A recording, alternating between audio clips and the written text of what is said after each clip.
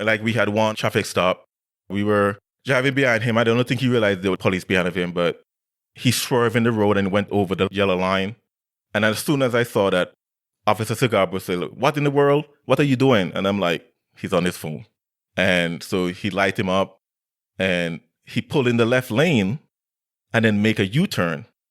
And when he did that, I'm saying, he's going to run. Thank you for tuning in to the Removing Barriers podcast. I'm Jay. And I'm MCG. And we're attempting to remove barriers so we can all have a clear view of the cross. In this bonus episode of the Removing Barriers podcast, we'll be recounting my experience on a police ride-along with Officer CigarBro and his fellow officers. And as usual, we'll not mention his jurisdiction, state, or anywhere he is, but I had a pleasure to ride along with him as he go about his normal beats.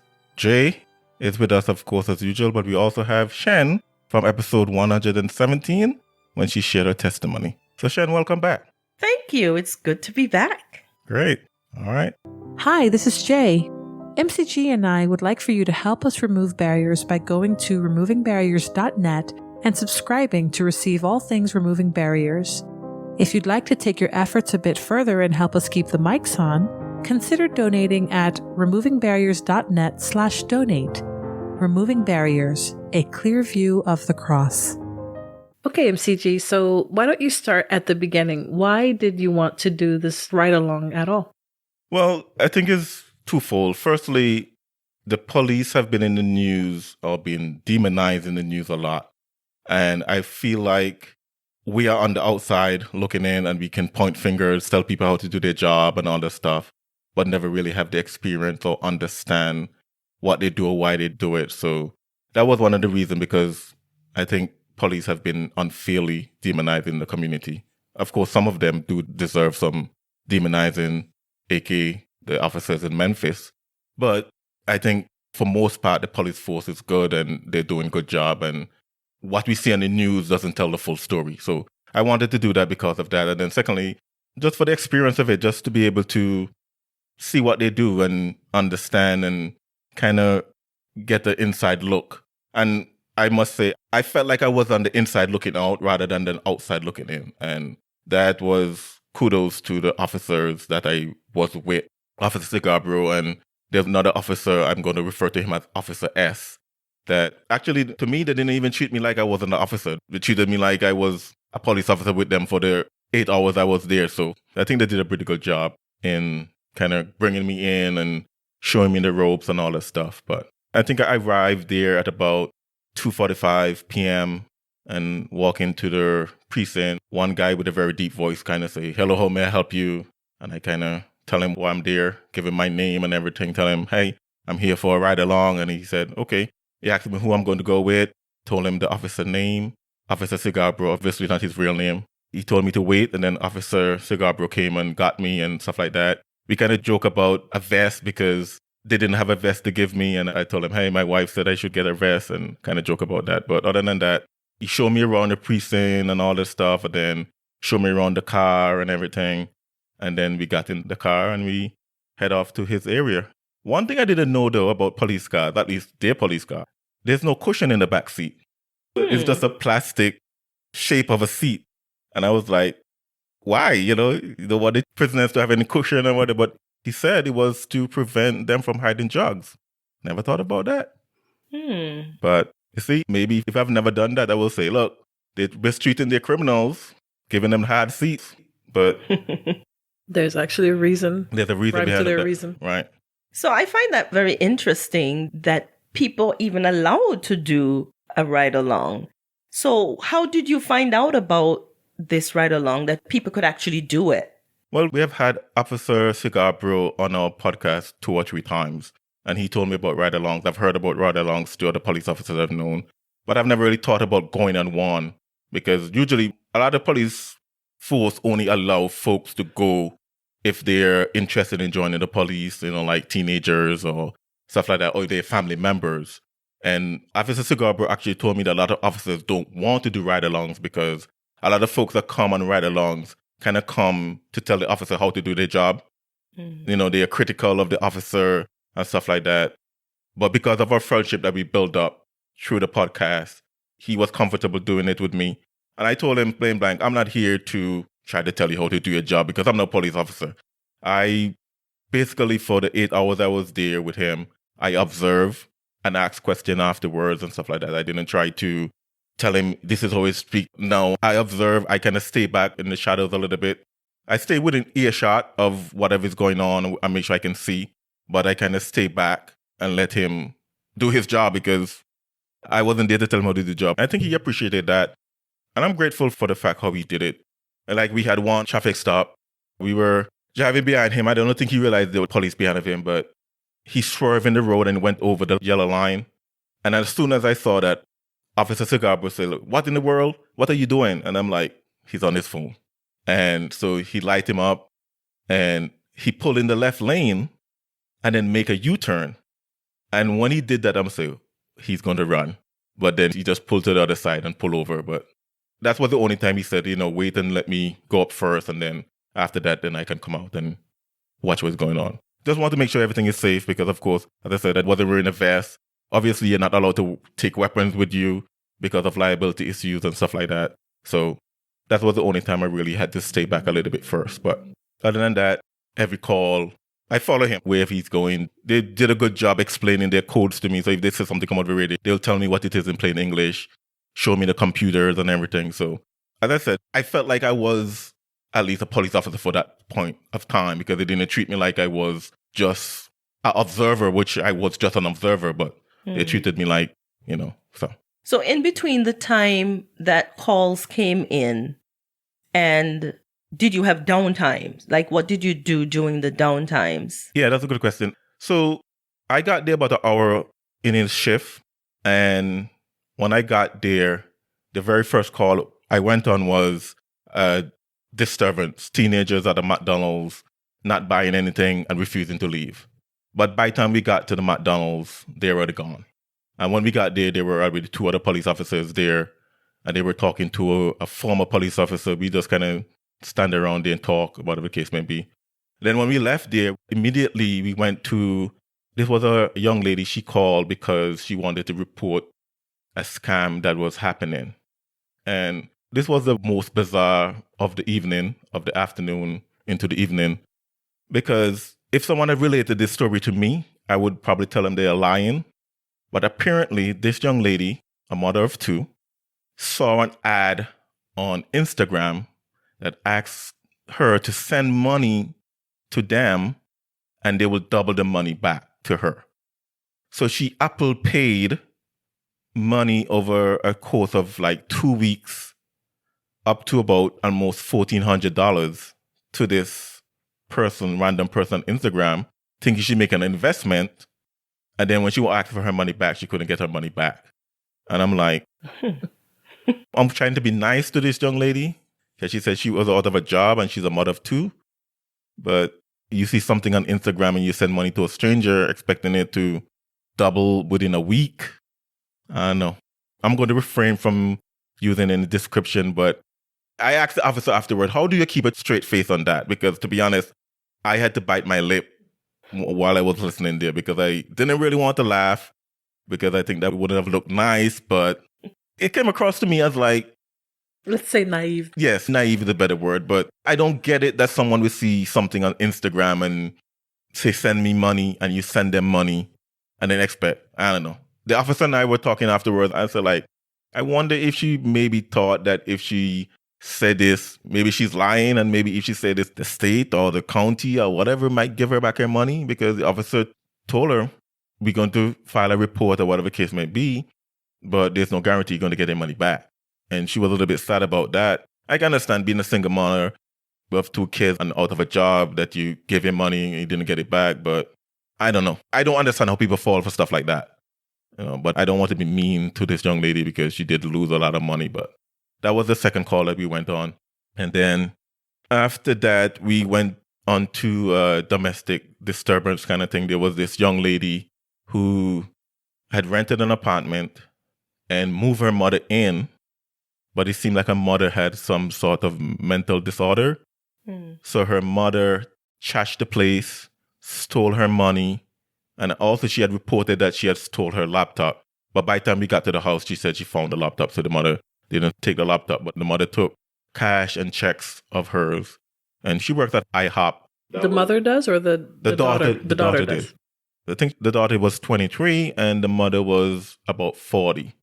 So, but she took her daughter's money and whatever and kind of went there, file a report and stuff like that, kind of look around the place and figure out what's going on there. But yeah, those were the first couple of calls that we went on. For that last one you just mentioned, after responding to that call, did you ask the officers what they think about the progressives in this country that say, oh, well, you know, when you're dealing with mental health issues, why do we need to send police officers? Why don't we send social workers instead, or psychologists, or people in mental crisis? Let's send those professionals instead.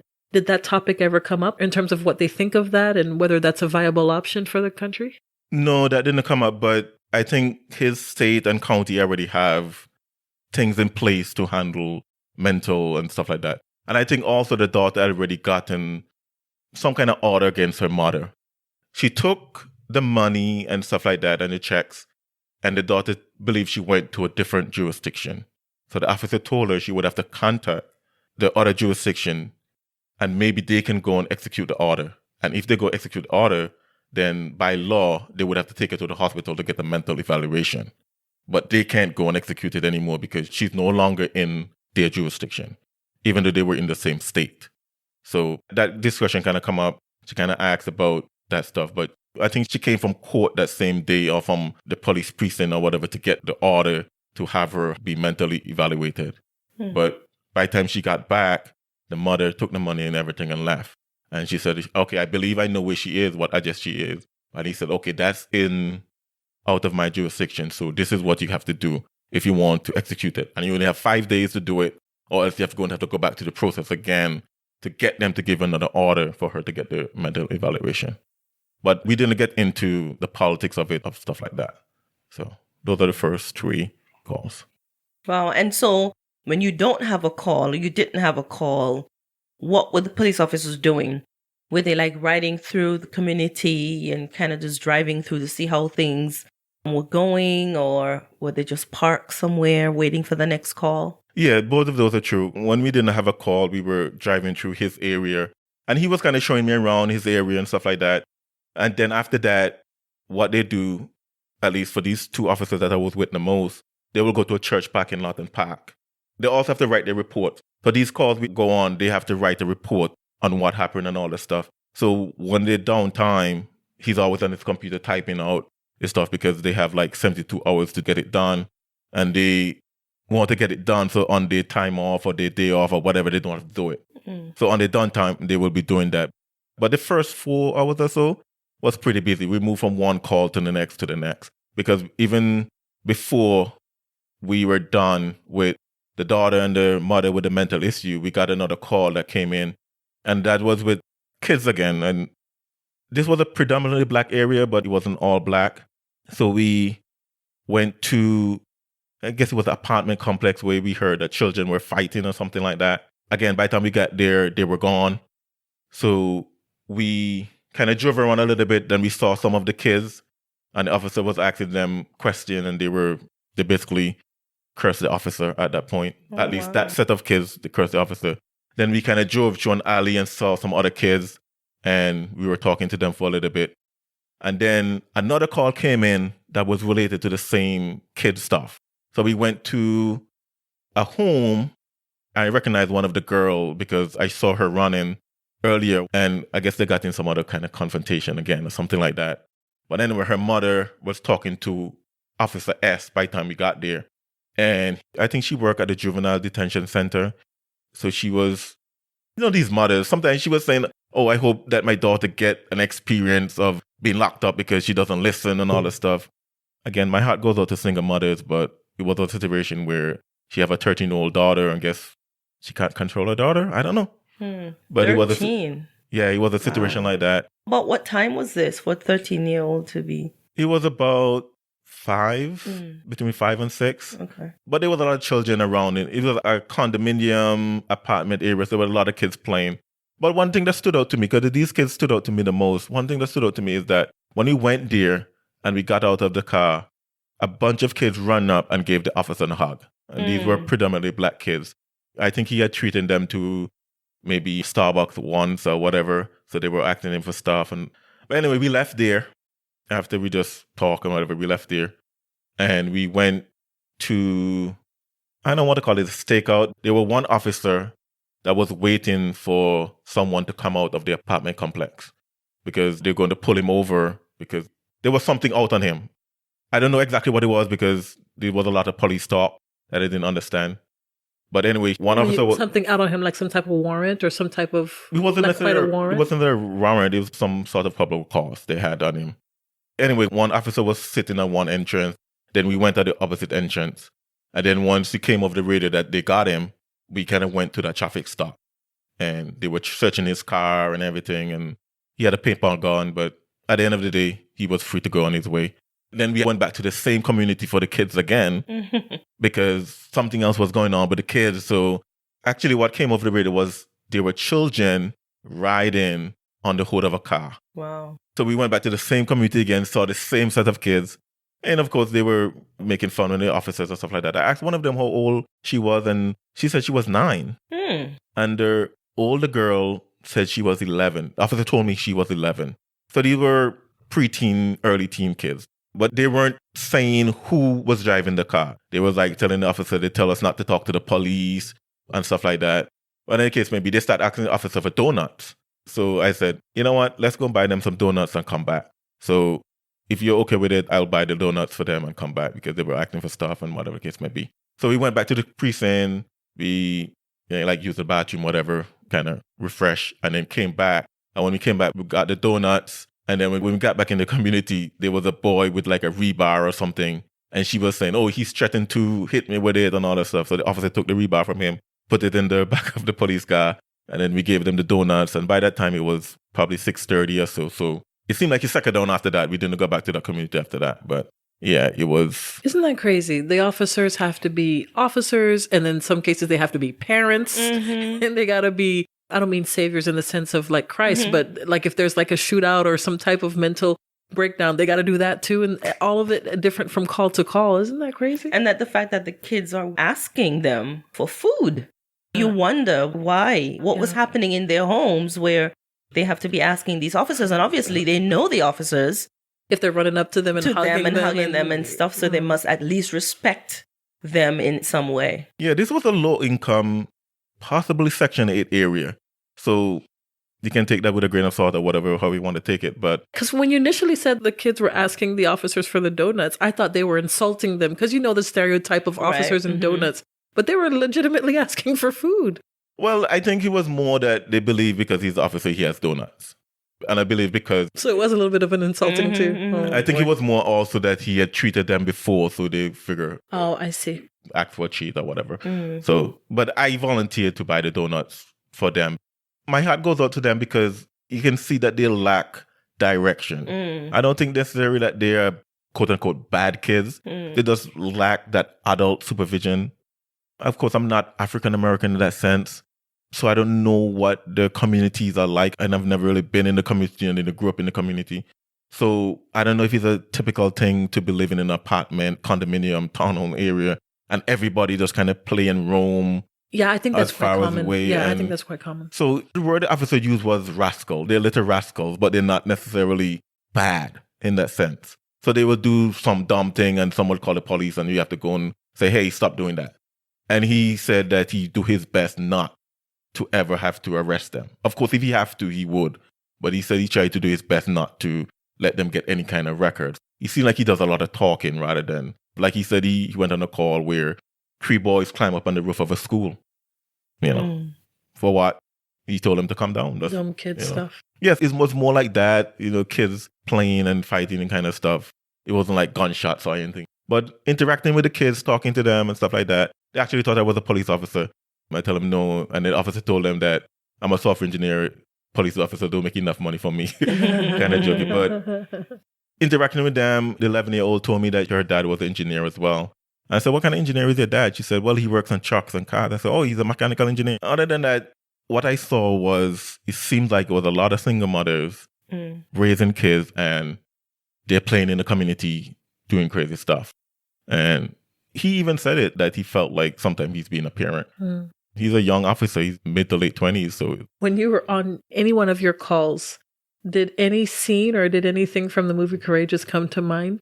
Well, I asked him about that. He said he has seen the movie Courageous because as he was showing me the computer and stuff like that. And of course, every officer have kind of an area. They have a term for it, which I don't remember, but they have kind of area that's their area.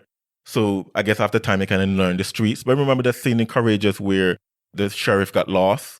Because because he didn't know the streets, yeah. So I said to him, you guys have GPS on that computer, right? And he said yes, because it's like, I can understand someone, you're saying, 14 and G or whatever. And the officer's searching for 14 and G because they don't know where it is. Just pull it up on the GPS, I guess, rather than driving around the search. So yeah, they do have all kind of stuff on that computer in terms of when we pull over the guy that went over the yellow line, once he put his driver's license information in and stuff like that, his picture come up and other information about him. You could tell if he had records or whatever. The officer gave him a warning, didn't give him a ticket. And they gave him I don't know if they call it repair notice, but his taillight was out, so he gave him a repair, and he had 10 days to repair it and come back to the precinct and have them sign off on it to show that he did the repair. Yeah.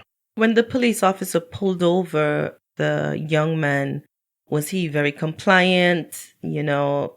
Was there an attitude? Did he give the police officer an attitude or anything like that? Or he just obeyed, respectfully? Yeah, he obeyed. It was nothing to it. He admitted to being on his phone, being distracted and stuff like that. And the officer was nice enough not to give him a ticket, just gave him a warning and say, hey, your tail light is out. I'm going to give you a repair notice on that. You need to go and fix that. But other than that, he was good to go on his way. But yeah. But it sounds like you had a good time. Yeah, it was good. And I think what I saw was old-fashioned neighborhood policing. Okay. And I think that the media don't show you that. You don't show you the officers interacting with kids and the officers interacting with people who have lost money, whether foolishly or not. Officers interacting with people who having domestic dispute with their mother. And to me, that might be just the normal everyday life of the officers. You go and you talk to this person, talk to that person, interacting old school neighborhood policing. The children know the officer by his first name. And I said they run up and give him a hug. And they didn't do that for all the officers, but they did it for him. So that tells me that he's doing something in that community that they appreciate.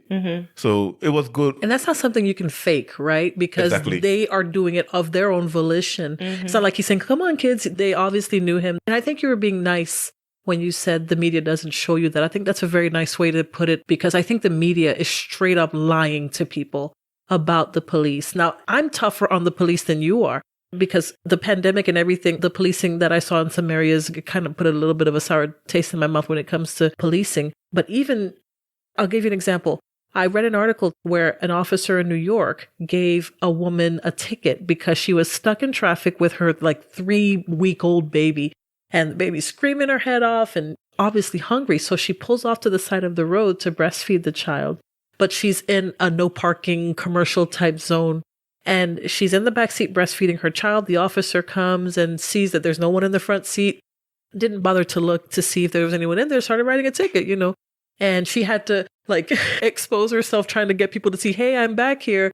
And, but because he had already written the ticket, by law, he can't retract it. He has to issue it because he doesn't have I don't know if it's called jurisdiction or authority to withdraw that ticket. He wasn't going to give it to her, but because he had already written it, and only after she wrote it did she make herself known that she was there.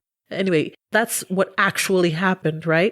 When I read the article bent over backward. The journalist writing the article bent over backward to make it look like the officer knew she was in the car, didn't care, gave her a ticket anyway, just tried to make the officer look as evil as possible. I thought, you low down, dirty people. People are trusting you to tell them what's happening in the world, to give us a perspective of news or what's happening. And you're deliberately trying to make this officer look like some type of monster. And that's not actually what happened. Even when the lady was interviewed, she said that's not quite what happened. She did, of course, say that she wished that the officer was more understanding or maybe tried to look further to see if she was in there. But even she said, they can't take the ticket back. So why would you deliberately portray officers like that? So I think you were being nice when you said, the media doesn't show it. I think the media straight up lies, and on purpose. The media is the enemy for sure. Yeah. What I saw, as I said, was good neighborhood policing, where at least Officer CigarBro, thank you for having me. I was impressed at the fact that these kids were running up, hugging him. They thought I was a police officer, so they weren't doing it to impress me because they didn't know I was just an observer. So this looked real to me. The reaction was genuine. Right, it looked real to me. And my two biggest takeaway was the kids. My heart goes out for them because, the Bible says they like sheep without a shepherd. Mm-hmm. That's what come to my mind with them. Or my people die for lack of vision or lack of, for sure. Yeah, I was talking to an 11-year-old, asked her what she wanted to be. She had a whole long list from a nurse to a lawyer to all that stuff. I'm like, it's possible, but looking at where she lives and everything, I'm like, she's 11 in 5-6 years. Yeah. And that time flies. And it's not even a question of where she lives necessarily. It's the lack of, and I don't know her parents. Obviously, we're just hearing about this, but you surprised me when you said that you recognized one of the girls because she was one of the girls that ran away from the police call before. And I thought, where are her parents? She running around the street like this. Where are her parents? Well, she was dressed pretty uniquely. That's why I recognized her, because she had on her jeans pants. Everything from just above the knee going down was ripped open. Right. That's a style, apparently. So I kind of recognize her because of that. But the fact that she was in multiple places where the police were being called to. Well, we actually went to her home. Oh, wow. A call came in and we went to her home. And before we could get there, the kids ran up to the officer and hugged the officer. I see. One thing the officer said to me that the kids, he asked me if I heard when they said that they told them not to speak to police. Mm-hmm. But they're telling the police that. They told us not to speak to the police. Mm-hmm. So even though they told the kids still talk to the police, right. They will tell the police stuff, what they saw, whatever the case may be. I don't know how much of that the officer can actually use, but if the officer come into an area, they're actually talking to the police, which I think is a healthy thing. I guess that's my opinion. I have no problem talking to the police. I don't have a problem helping the police if that's the case. But obviously, I'm pro-police. So, and again, it's a predominantly black area, and 95% of the calls we went to were black people or a person of color. Sure. But that makes sense because that's what the demographics of the area are, right? This is the Removing Barriers podcast. We will be right back. Hey, thanks so much for listening to the Removing Barriers podcast. Did you know that you could find us on Twitter, Gab, Parler, Facebook, and Reddit? Go to removingbarriers.net/contact and like and follow us on social media. Removing Barriers, a clear view of the cross. But I guess we can end with this. But the funny thing was that when there was about an hour left, we went and got dinner. I told Officer S and the officer I was with, hey, I will buy you guys something to eat, because they normally don't eat. Actually, I didn't notice. They don't get dinner break on lunch breaks. So they just eat on the go? Well, during downtime, they can go and buy something to eat. But usually it's not like they get off the clock and go and sit in the precinct and decide. I guess if they're on desk duty, they do. But if they're on the streets, no. So when a little bit of downtime, we went and we bought lunch, dinner for them or whatever. And then Officer S left, so we had to go and find him, give him the stuff he ordered. And then we went back to the church, and we were sitting in the church, and the officer was saying to me, man, I was hoping that you got to see something more than just, the normal calls. And while he was saying that, a call came over. I didn't understand what was going on because, again, if you don't have the ear for the radio, you really don't understand what's saying. And then Officer CigarBro said, I don't think that's in our area. And then Officer S listening and say, forget that, I'm going to go to the ear. So Officer S left, and then, okay, we're going with him. And we're going fairly fast. They're not in the same car? They don't share? No. They're in their own vehicles? Everybody have their own car. Oh, I see. Okay, yeah. I didn't realize that. Okay. I thought all three of you were in the vehicle. same car. I thought that too. No, sorry about that. No, they ride alone. Unless they're training somebody, or like me, they have an observer, but they ride alone. So he left in his car, then we left behind him. I think we're going above the speed limit, but we're not going too fast. We're still stopping at stop lights and stuff like that. So we came at a 4-way intersection, and we were going to go right. Then we saw another officer come in from the left, going straight, and he had his light and sirens on. So the Officer CigarBro said, why do you have your light and siren on? And I kind of joked with him and said, I'm sure it's just to get to the intersection. So when he got to the intersection, he turned his light off. But then there's something else come over the radio concerning the same situation that we head into. And then all of them turned their light and siren on, and we were like speeding down the road. And it was kind of weird to see people coming out of the way for a car that I'm in. So we kind of speeding down for maybe a mile or two. We had our light and siren on. What happened? We went to actually a really nice area, single family homes. What happened? The call came over saying that there was someone who was tied up get tied up with bed sheet and someone was putting a pillow over their head or something like that. We went down there, I'll tell you, there was like 10, 12 plus police cars down there. Even one of the officers was saying that the entire precinct is down there. So we went down there. There were 2 victims sitting on a front step. And then we started going house to house to folks that have cameras, trying to figure out if they got any footage. There were one home that had a glimpse of a car speeding out of the community. And they transferred that to the officers. But again, even in that situation, it was high stress, whatever the case may be. The police officer didn't even treated me like I was an outsider. They didn't try to whisper around me. Someone explained to me what was going on, everything was going on. If they started using codes, someone would tell me what is going on. One lady that came in like she was the boss. She came in with a loud voice. I whispered to Officer S, "Is she the supervisor?" I said, "No, she's just K9." So, they used the K9 and went to a home, search a home, because apparently the back door was open and the front door was open and they believed something came from there or whatever. So they searched the home with the K9, but nothing came out of it. So that was the last call. And I guess Officer CigarBro actually got to show me something more than just going to house and pulling over. But I did get to see a traffic stop. I did get to go to homes and stuff like that. And I did get to go on I'll call it a high stress lights and siren situation where we were heading to someone that had an emergency. And, fire trucks, ambulance, the whole 9 yards was there heading down into that community. But overall, I think it was good. I was impressed by the officers and the precinct. I think they're doing a good job. Thank you for having me. Do you think that other people should probably try to get an experience like this? Yeah, I would encourage folks to do it. I assume because of Officer CigarBro, I may have a little bit of in with him. I don't know if he did anything to get my application approved. But of course, you have to go to a background check.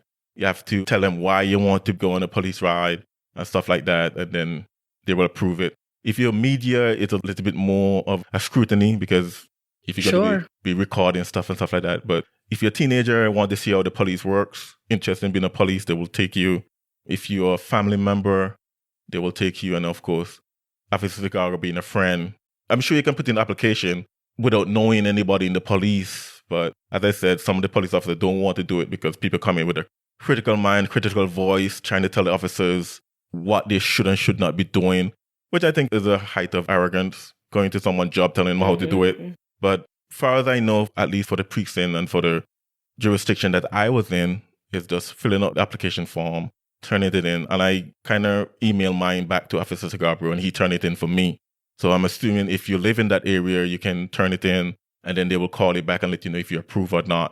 And I guess they would have to find somebody who's willing to take you as a stranger. But other than that, it wasn't a complicated situation to go do it.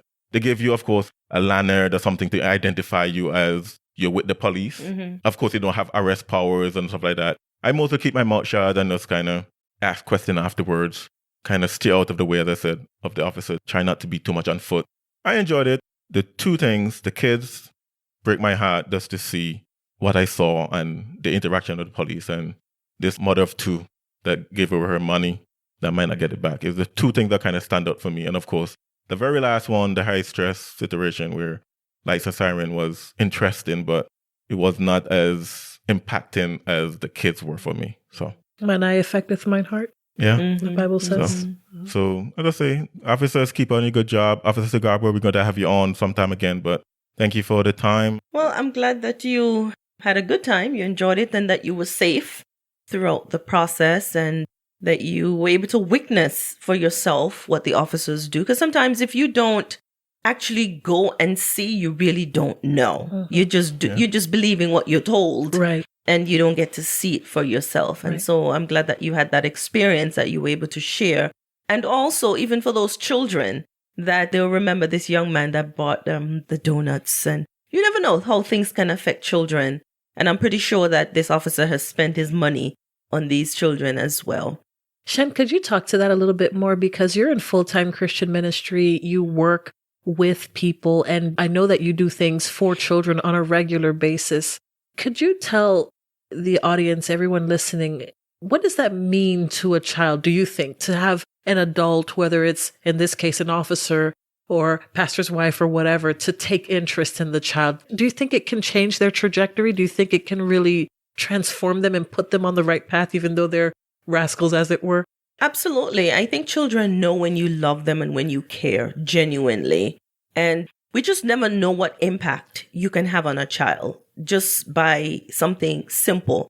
We may think it's simple, but you don't know what was happening in children's mind or a particular child's mind prior to this happening. Maybe a child was really hungry, and the child realizing that a complete stranger bought me something to eat, And I have done a girls' club, and oftentimes I would, take stuff for them and teach little lessons, how to, care for yourself, how to be kind and stuff like that. Sometimes children will meet you. As a matter of fact, I remember meeting a young lady and her brother in a supermarket with her mother.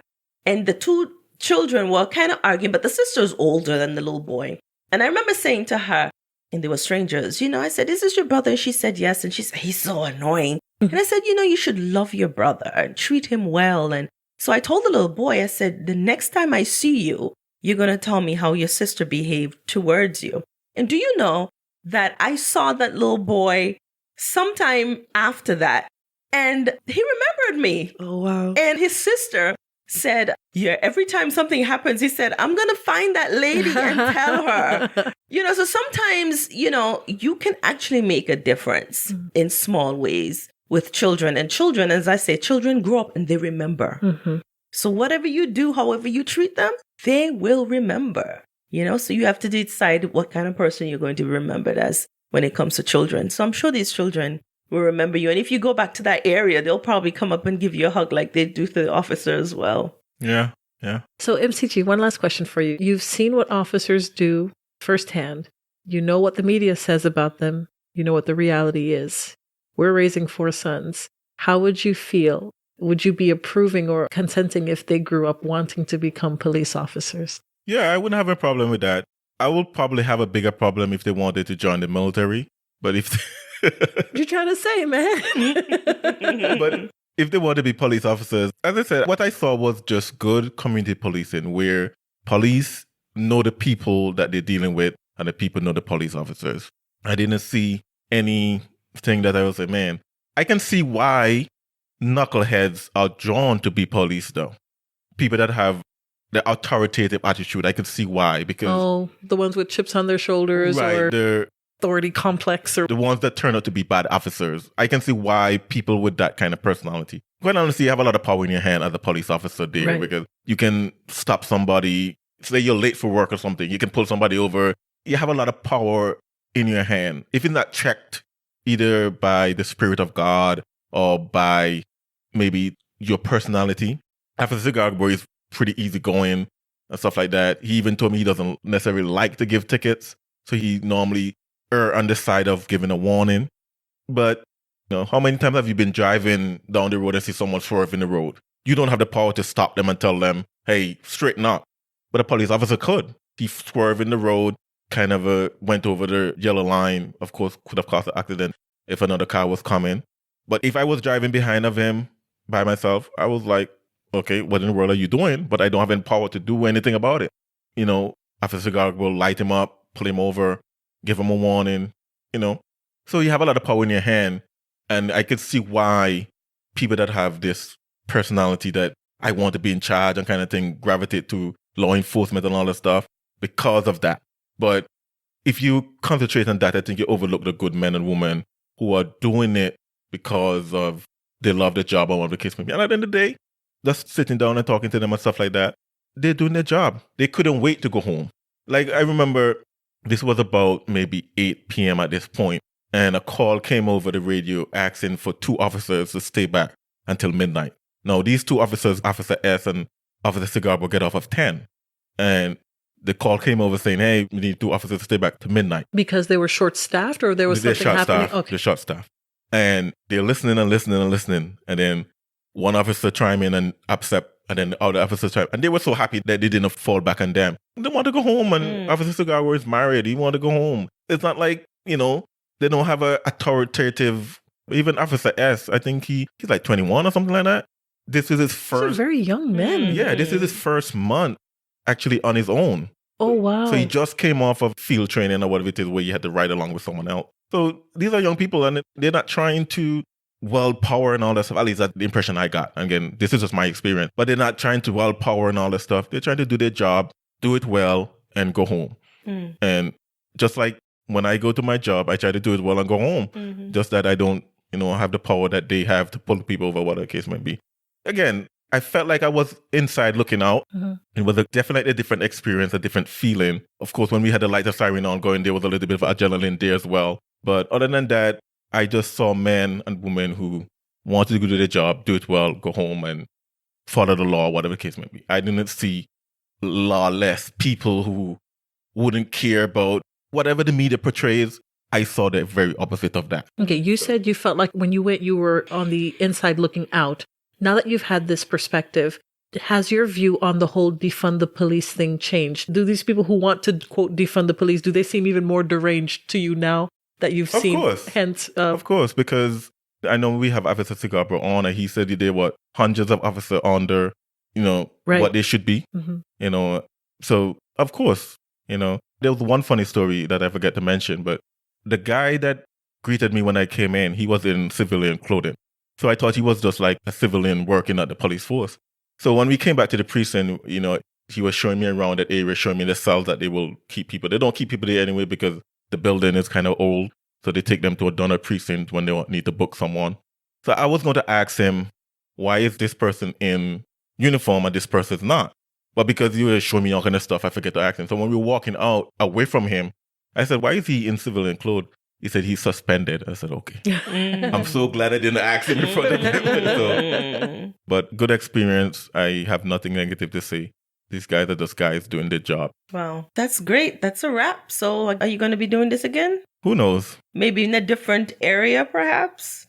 Maybe. I don't know. Thank you for listening. To get a hold of us, to support this podcast, or to learn more about removing barriers, go to removingbarriers.net. This has been the Removing Barriers podcast. We attempted to remove barriers so that we all can have a clear view of the cross.